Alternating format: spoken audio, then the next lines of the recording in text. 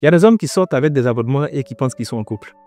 Euh, Bonjour à tous et à toutes. Mon nom, c'est Juste Crépin Kondo. Je suis le conseiller des hommes, mais tu peux m'appeler l'Afro-Gentleman. Comme je disais tantôt, il y a des hommes qui sortent avec des abonnements, avec des charges, avec des factures et qui pensent qu'ils sont en couple. Vous savez, moi, j'ai une sainte horreur des avares. Les pingres, les fesses Mathieu, les pisinègres, je les insupporte. Je ne peux pas les blairer parce que je considère que quand on vit avec une femme, il faut en prendre soin financièrement, il faut dépenser, il faut lui apporter ce qu'il faut lui apporter le confort. Quand ça c'est dit, j'ai un autre problème avec certaines femmes qui considèrent que si on ne leur donne pas, la relation s'arrête. Et il y a beaucoup d'hommes qui vivent avec des femmes et ils savent pertinemment que le jour où ils auront des problèmes, ils vont rester seuls parce qu'elle va disparaître. En fait, il y a des femmes qui sont comme des versions d'essai. Dès que la version d'essai finit, que tu ne payes pas l'abonnement, elle arrête. Il y a des femmes qui te conditionnent. Il faut telle chose pour qu'elle vienne, il faut telle chose pour qu'elle fasse ceci. Il y a des gens, le manque de respect et le départ de leurs femmes a coïncidé avec leurs problèmes. Elles sont là, hein, mais débrouille-toi, il ne faut pas avoir de problème. Le jour où tu as un problème net, tu vas voir ce nouveau visage. C'est quel genre de déclaration ça là? C'est quel genre de déclaration? Et il y a des femmes qui prenaient soin d'elles, qui s'occupaient d'elles-mêmes, tout allait bien chez elles. Le jour qu'elle a rencontré quelqu'un, c'est comme si elle arrêtait d'exister. Ses propres problèmes, elle dépose tout sur le monsieur. Il n'y a aucune contribution physique, mentale, spirituelle. Elle devient une charge totale, elle s'abandonne elle-même. Et toute sa vie devient une pression sur la tête du monsieur. C'est pas normal. C'est la relation qu'on est venu faire. Dans cette relation, c'est donnant. Une personne ne peut pas venir avec que ses problèmes, ses soucis, les prises de tête, et puis vouloir qu'une autre personne lui donne tout le bonheur qui est sur la terre. Qui vous a dit qu'on se met comme ça en relation? Et les femmes, comme ça, quand tu leur demandes qu'est-ce que tu apportes sur la table, on devrait les insulter. Mais c'est pas une injure. Si tu penses que tu as des choses à apporter, ouvre la bouche et parle, comme une grande personne. Mais dès qu'on tient, donc tu dis quoi, je n'ai pas de valeur. Il y a des femmes qui n'ont pas de valeur. Mais oui, qui n'ont pas de valeur, qui sont en couple juste pour apporter leur corps et pour apporter des problèmes. Ça existe. Donc je dis, je répète, jeune frère, ouvre bien les yeux et ouvre ton esprit. Une femme qui ne te respecte, qui ne te considère et qui est juste présente dans ta vie, que quand il y en a, fais attention parce que tu es en danger.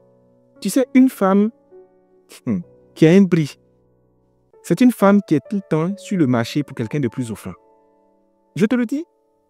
Une femme qu'on peut acheter, ce n'est pas ta femme, tu la loues. Le vrai propriétaire, qu'elle aura beaucoup d'argent, il va venir la chercher. Et il y a les signaux qui ne tombent pas. Tu vas reconnaître la qualité, la profondeur d'une femme et sa valeur quand tu vas avoir des problèmes. Comment elle te parle, comment elle se comporte, comment elle voit ta vie quand tu as des problèmes. Parce que dans la vie, on doit toujours des problèmes. Les problèmes ne préviennent pas.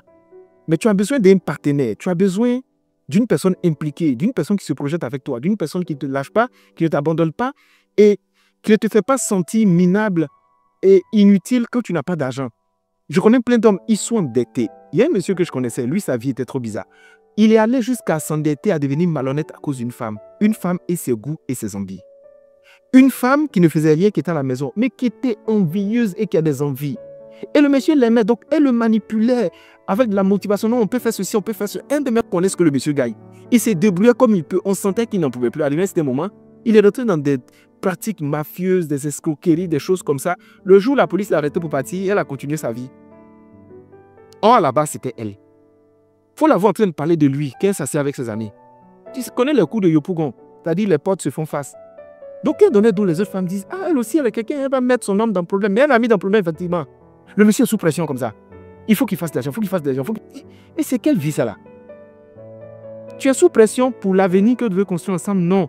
Toi, tu vas être sous pression à cause de elle, ses besoins, elle, ses envies. Donc, il y a beaucoup d'hommes qui sortent comme ça avec des abonnements. Beaucoup de conditions. Si je viens chez toi, il faut telle chose, il faut telle chose, il faut telle chose. S'il n'y a pas ceci, il ne vient pas. Tu ne me donnes pas cela, il ne vient pas. Je sais quoi, ça, là? C'est quel genre de relation, ça, là? Où toi, tu as plein de conditions et les conditions ne sont que financières. Elle peut être, dès que tu enlèves, tu lui donnes, elle commence à te respecter. Quand il n'y a plus rien, elle commence à trouver toutes sortes d'arguments, toutes sortes de paroles, toutes sortes... Et je fais souvent des séances et certains hommes, ils me font trop pitié. La quantité de femmes qui trompent quand l'homme n'a rien. Oh, vous n'imaginez pas. La quantité de mépris que les hommes vivent quand ils n'ont rien. Cette façon de le toiser, de le mépriser, de gâter son nom partout, parce qu'il n'a rien. En tant elle-même, elle n'a rien aussi. Au lieu de se taire pour dire on va se mettre ensemble, pour se battre, pour avancer, non. Elle va l'exposer. Et puis elle le trompe pour mettre là-dessus. Et quand elle vient à la maison, elle l'accuse, elle lui met la pression. Et le même gars qui quitte là, qui se retrouve avec une autre femme, que tout va bien chez lui, on entend les mêmes femmes l'entrer et dire oui, mais il a laissé sa femme de galère, il a abandonné. Sa femme de galère, vous savez ce qu'elle faisait sur lui. Ne lui faites pas parler ici. Je vais dire à un homme, Si tu te rends compte que ta relation avec une femme est basée que sur l'argent, ce que tu lui apportes, fais attention. C'est pourquoi il dit aux hommes, sois lucide. Enlève ses rondeurs, enlève son corps, mets à côté. Maintenant, elle-même prend les pieds, évalue là. Qu'est-ce qu'elle m'apporte? Voici une question qui aurait pu délivrer beaucoup d'hommes de beaucoup de pièges. Qu'est-ce qu'elle m'apporte?